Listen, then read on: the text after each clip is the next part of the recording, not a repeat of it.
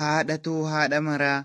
Haadhatuu haadha maraa yaadeessee onnee qaraa lapheen koo onneen dhugaa si yaadata yoo maraa qabduu too hidhaan cinne yaa gaaddisa waan dhabne rakkadheen obse malee takkaa sin irraanfanne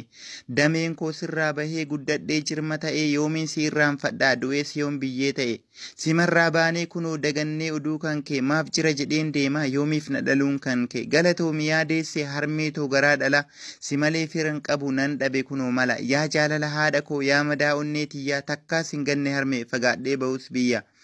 akka mootii kanniisaa jireenya kan koo feetee kufee gufachuu kan koo akka waan du'ee seetee akkamiin jiraadharee osoo haqa kee arguu dhiiga kee hodhee kunoo guddadheen osoo marguu takkaa yoom ciistee beekta gaafan jiru keessa kee naaf jecha nyaata dhabdee dadhabdee jireenya kee fuulli kee ijoollummaa naaf jecha jijjiiramee dadhabbii kan koo wajjiin miilli kee sakaalamee jecha siin ibsuun dhabe galatoomi yaa harmee. Xuraawus wayaan kan keenaaf jecha baattee xurii qaama kee irraa citee nan ta'e kunoo firii lafan badu dhiigni kee dadhabbii waggaa dheeraa yoom galata kee galchee naaf ta'e karaan dheeraa.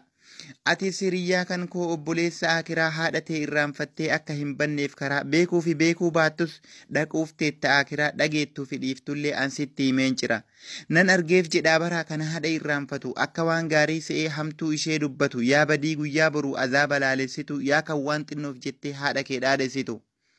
Osoo lafa siif ta'ee narra deemte haadha koo akkan gammadee buluuf boqatee onneen kan koo maalan godharee garuu nan dhabe furtuu biraa furtuun jannataa hunduu kunoo harka kee jira. Haadha too dhugaan jedhaa ati naaf furtuu kooti yaa biiftuu ishee dhugaa anaaf daawwitee kooti sirrattan baree hunda rakkoof qananii jiru anaaf utubaan dhugaa haadha koo maleen jiru. Haadha koo jennaan mara deessee koo qofaa miti anaaf hundumtuu haadha yoon jedhu sobaa miti gaafan jireenyaaf jedhee baqadhee bahu biyya of cinaa dhabeen beeka hiree malee hiriyyaa. Wajjin jiraachaa ture haadha koo ishee biyyaa tannaaf taatu hundumaa dhalatu harmee tiyya kanaaf haadholiin hunduu anaaf deesse matiyya jedheetiin murteeffadhe kuyyoo mukaayoo kiyya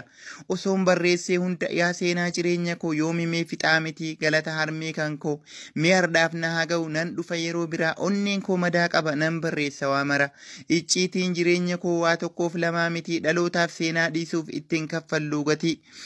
Walaa gorsinuu ka'aa wallaalumni waan fafaa beekumsaan ijaaramnaan doofummaan nurraa hafa.